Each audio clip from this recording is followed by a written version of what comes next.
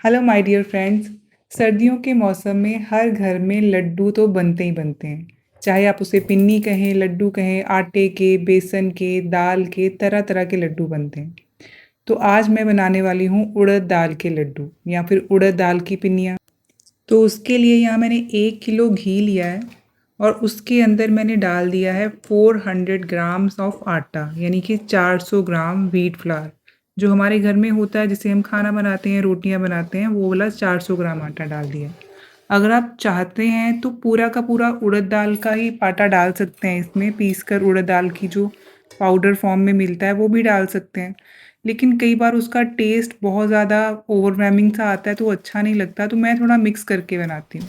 अगर आप चाहें तो सिर्फ उड़द दाल का आटा ही डाल सकते हैं। मैं 400 ग्राम उड़द दाल का आटा लेती हूँ, 50 ग्राम सूजी डाल देती हूँ। उससे थोड़ा सा दरदरा फ्लेवर आता है, क्रंची सा फ्लेवर आता है तो अच्छा लगता है।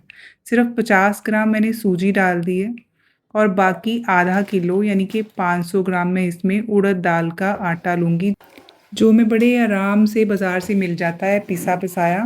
और वो उड़द दाल का जो छिलका होता है काले रंग का, वो उतरा हुआ होता है और वाइट रंग का वो हमें फ्लावर मिल जाता है।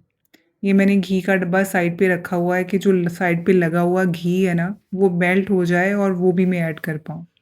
ये उड़द दाल का आटा मैंने रखा हुआ था आधा किलो मंगवा कर, वो मैं धीरे धीरे करके ऐड कर रही हूँ अब इसमें, ताकि वो घी में डलियाँ सी ना बने और वो अच्छे से मिक्स हो जाए। तो धीरे धीरे थोड़ा थोड़ा करके मैं इसमें ऐड करती जा रही हूँ और उसको हिलाती जा रही हूँ। पता है, ये जो उड़द दाल के लड्डू होते हैं ना, इसमें बहुत सारा फाइबर, पोटाशियम, मैग्नीशियम, आयरन सब होता है। तो ये बहुत सारे पौष्टिक तत्वों से भरपूर होते हैं, इसीलिए इनको खाने से हमारी कई प्रॉब्लम सॉल्व हो जाती हैं। जैसे कि जोड़ों के दर्द कम हो जाते हैं, जिनको सर दर्द रहता है वो कम हो जाता है, हमारा डाइजेस्टिव सिस्टम अच्छे से और काम इसके करता है। अलावा ये हमारे हार्ट को भी हेल्दी रखने में काम आता है और हमारे कोलेस्ट्रॉल और ब्लड प्रेशर को भी कंट्रोल करता है। तो इस तरह उड़द की दाल जो होती है वो कई बीमारियों के लिए फ़ायदेमंद है, तो इसकी पिन्नियाँ भी उतनी ही फ़ायदेमंद हैं। अगर कई लोगों को ग्लूटेन फ्री खाना खाने की आदत होती है, उनको डॉक्टर रिकमेंड करता है कि आपको ग्लूटेन फ्री ही खाना है, या किसी को वीट एलर्जी है, तो जैसे मैंने वीट का आटा भी ऐड किया है, तो आप वीट का आटा स्किप कर सकते हैं और सिर्फ उड़द दाल की ही पिन्नियाँ बना सकते हैं। तो ये टोटली ग्लूटेन फ्री खाना भी बन जाता है और आप आराम से सर्दियों में इसका मज़ा ले सकते हैं। एक तो ये ग्लूटेन फ्री है और हेल्दी भी है, इसके बहुत सारे बेनिफिट्स भी हैं। बनाने में टाइम ज़रूर लगता है, काफ़ी टाइम लग जाता है, क्योंकि हम इसे धीमी आंच पर, सिम पर ही धीरे धीरे हिलाते हुए भूनते रहेंगे जब तक ये घी ना छोड़ दे और इसका कलर हल्का सा चेंज ना हो जाए, ब्राउन ना हो जाए। क्योंकि कच्चे का फ्लेवर आएगा तो वो पकेगा नहीं, तो फिर तो काम ख़राब हो जाएगा। तो अच्छे से पकाने के लिए हम इसे सिम पर कम से कम 1 घंटा, जो अगर आपका 1 किलो आटा है और 1 किलो घी में आप उसे भून रहे हैं, तो 1 घंटा कम से कम आपको सिम पर भूनना होगा। 50 मिनट से लेकर 1 घंटा सिम पर हम इसको भूनते रहेंगे। तो हल्के हल्के हाथों से इसको चलाते भी रहना है ताकि नीचे लग ना जाए। और साथ साथ मैं अपनी तैयारी कर रही हूँ कि बादाम जो है मैंने थोड़े से ड्राई रोस्ट कर लिए थे, उनको पीस लूँगी मैं दरदरा, क्योंकि मुंह में आते हैं तो बच्चे खाते नहीं हैं कि बादाम डले हुए हैं। तो मैं उसको मिक्सी में ही पीस लेती हूँ। किशमिश निकाल के रख ली है, कोकोनट जो है उसको पहले बारीक बारीक काट लूँगी और फिर उसको भी मिक्सर ग्राइंडर में बिल्कुल पीस लूँगी। आप चाहें तो काट कर भी डाल सकते हैं, हर एक का अपना अपना हिसाब होता है। हमारे घर में सबको होता है कि मुंह में नहीं आना चाहिए, पीस कर डाल दो, बस फ्लेवर आ जाए, लेकिन मुंह में चबाने वाला कष्ट ना करना पड़े। तो आप चाहें तो काट कर भी डाल सकते हैं। इसके अलावा आप काजू वगैरह या और भी कोई ड्राई फ्रूट्स डालना चाहते हैं तो आपकी मर्ज़ी है। मैं ज़्यादा ड्राई फ्रूट नहीं डाल रही, सिर्फ बादाम, कोकोनट और किशमिश ही डाल रही हूँ।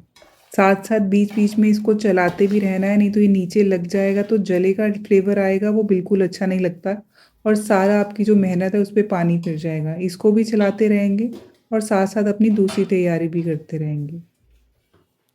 चलिए जी, मैंने मिक्सर ग्राइंडर में पीस लिया है अपने कोकोनट को, जो मैंने, जो जुट बोलते हैं पंजाबी में, खोपरा भी बोलते हैं, वो ले आई है। उसको बारीक बारीक मैंने काट लिया था और अब उसको मैंने मिक्सर ग्राइंडर में पीस लिया है। अब उसको मैं अलग एक प्लेट में निकाल कर रखने वाली हूँ और उसके बाद हम बादाम पीसेंगे। आप चाहें तो काट कर भी डाल सकते हैं, वही जैसे मैंने पहले भी बोला।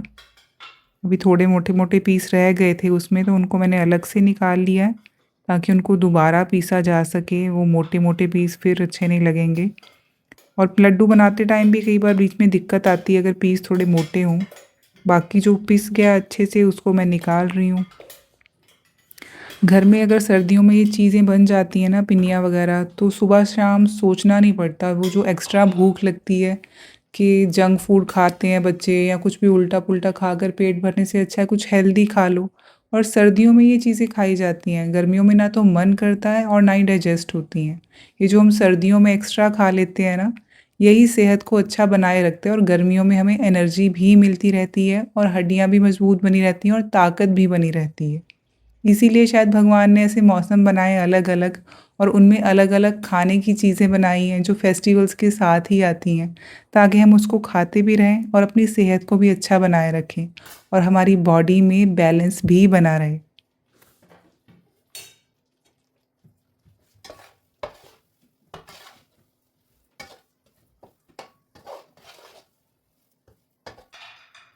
तो चलिए जी, अब बादाम जो मैंने ड्राई रोस्ट किए थे वो थोड़े ठंडे हो गए हैं। पहले गरम थे तो इसलिए मैंने रखे हुए थे कि ठंडे हो जाएँ तो ही पीसूँगी, क्योंकि गर्मी में और जब गरम हो जाते हैं वो गरम पीसो तो वो तेल छोड़ जाते हैं। वो ठंडे हो गए हैं तो अभी मैं इसको मिक्सर ग्राइंडर में डालकर एक बार पीस लूँगी। और ये थोड़ी मोटी इलायची जो काले वाली इलायची होती है, इसके दाने निकाल कर भी मैं साथ में पीसने वाली हूँ। इसके सिर्फ दाने डालूँगी, छिलका नहीं, क्योंकि छिलका वो अच्छा भी नहीं लगता और वो पिसेगा भी नहीं अच्छे से। तो दाने ही ज़्यादा इसमें फ्लेवर देते हैं, तो उसके मोटी इलायची के दाने मैंने वो निकाल लिए हैं, वो मैं इसमें ऐड कर दूँगी। 5-6 मोटी इलायची के दाने आप निकाल लीजिए और वो पीस लीजिए अच्छे से, तो उसका फ्लेवर भी अच्छा आ जाता है और ये मोटी इलायची डाइजेशन के लिए भी बहुत अच्छी होती है। तो उसको भी मैंने साथ में ही पीस लिया है और अब ये मेरा कोकोनट का पाउडर और बादाम का जो पाउडर था मिक्सचर, ये आटा रेडी हो गया है। इसको जब लास्ट में मैं आपको बताऊंगी कि कब ऐड करना है। ये निकाल कर मैंने प्लेट में रख लिया है और किशमिश तो एज़ इट इज़ डल जाएगी। चलिए अब इसको हिलाते रहेंगे अभी थोड़ी देर और। काफ़ी ये घी छोड़ने लग गया है अपना, काफ़ी पक गया है। पहले से आप देखिए कलर भी चेंज हो गया है इसका, बट अभी थोड़ा सा टाइम और लगेगा ये चेक करने का कि आपका जो आटा है, ये मिक्सचर है, ये पक गया है या नहीं पक गया है। इसका तरीका ये है कि किचन में से निकलिए और दूसरे रूम में जाकर देखिए कि खुशबू कितनी आ रही है। अगर इसकी खुशबू पूरे घर में फैल गई है ना, तो इसका मतलब है कि ये पक गया है। अब मेरा भी ये पक चुका है मिक्सचर, आटा पक चुका है। तो अब मैंने ये ड्राई फ्रूट्स जो पीस कर रखे थे या जो आप काट कर रखे होंगे, वो अब इस टाइम पे इसको मिक्स कर दीजिए। इसको हम मिक्स कर देंगे अच्छे से, हिला के पूरा, ताकि अंदर उसकी गिल्टियाँ सी ना बने और वो जगह-जगह पे रह ना जाए। पूरे मिक्सचर में अच्छे से मिक्स हो जाए तो किशमिश, बादाम और कोकोनट जो मैंने पहले से तैयार करके रखा था, वो हम इसमें मिक्स कर देंगे। और इलायची दाना पाउडर भी अगर आप रेडीमेड लेकर आना चाहते हैं, तो वो भी लेके आ सकते हैं। मैं रेडीमेड लाना भूल जाती हूँ मोस्टली, तो इलायची तो पड़ी होती है घर पे, तो उसी के दाने निकाल के पीस लिए। और जो इमीडिएटली हम रेडी करते हैं, मुझे ऐसे लगता है कि उसका फ्लेवर भी थोड़ा ज़्यादा अच्छा आता है। तो चलिए जी, इसको अच्छे से मिक्स कर लेते हैं जब तक अपने मन को तसल्ली हो जाए कि हाँ पूरा अच्छे से मिक्स हो गया। बस अब 1-2 मिनट और इसको पकाएंगे और फिर गैस कर देंगे बंद। चलिए जी, अभी अच्छे से मिक्स हो गया है, ऑलमोस्ट डन। अब गैस बंद करते हैं और अब इसमें मिक्स करेंगे चीनी। मैं देसी खांड यूज़ करती हूँ, आप चाहें तो शुगर भी डाल सकते हैं, गुड़ भी डाल सकते हैं, जो आपको अच्छा लगे। मैं देसी खांड मिक्स करती हूँ।